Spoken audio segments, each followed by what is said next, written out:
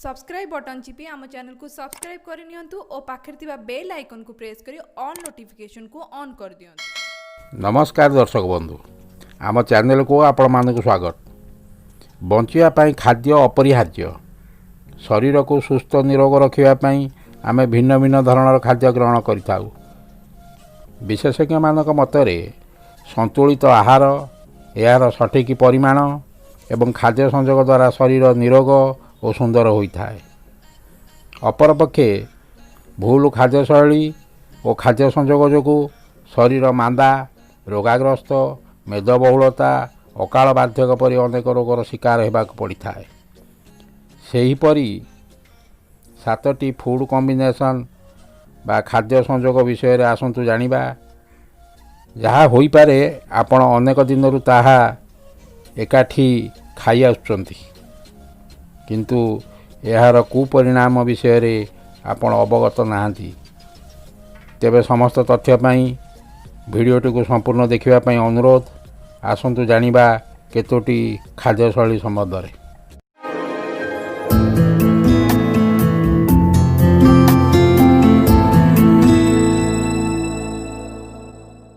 प्रथमे आमे जदि कौनसी आमिष द्रव्य खाऊ थाए तेबे ता सहित क्षीर किंबा क्षीर प्रस्तुत कौन सी खाद्य ग्रहण करने उचित नुहे।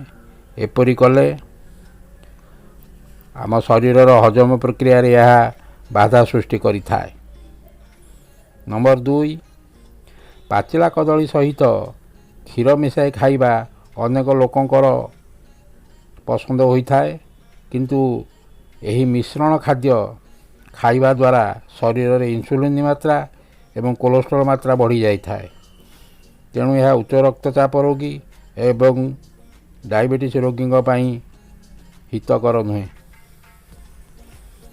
नंबर 3, विशेषज्ञ मानक मतरे क्षीर एक स्वयं संपूर्ण खाद्य अटे। तेणु क्षीर सहित कौन सी खाद्य मिश्रण करी खाइबा उचित नुहे। एपरी कले यह शरीर प्रति हानिकारक होता है। नंबर 4, खटा जातीय फल तथा कमला, अंगूर प्रभृति फल सहित कौन सी मीठा जातीय फल खाइबा उचित नुहे। यह द्वारा पेटरे गैस एसिड सृष्टि होई मुंडबिंधा और बांति परी समस्या देखा देता है। नंबर 5, क्षीर खाई सारिया पर खटा एवं खटा जातीय द्रव्य खाइले पेटरे बद हजमी परी समस्या सृष्टि होबार संभावना अधिक थाए। नंबर 6, महू को साधारण भाव आम मैंने आयुर्वेदिक औषध रूपे व्यवहार करिथाउ, किंतु एठारे मन रखिबा उचित महू को कौन सी परिस्थिति गरम करी खाइबा ठीक नुहे। यह द्वारा आमर पाचन क्रिया दुर्बल हो जाए।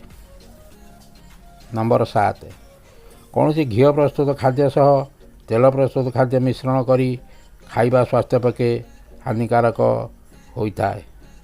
तेबे दर्शक बंधु, जदि भिडियोटी आपन को भल लगी थाए तेबे यह को शेयर, लाइक, कमेंट करने को भूलिबे नहीं। रहुछि, धन्यवाद।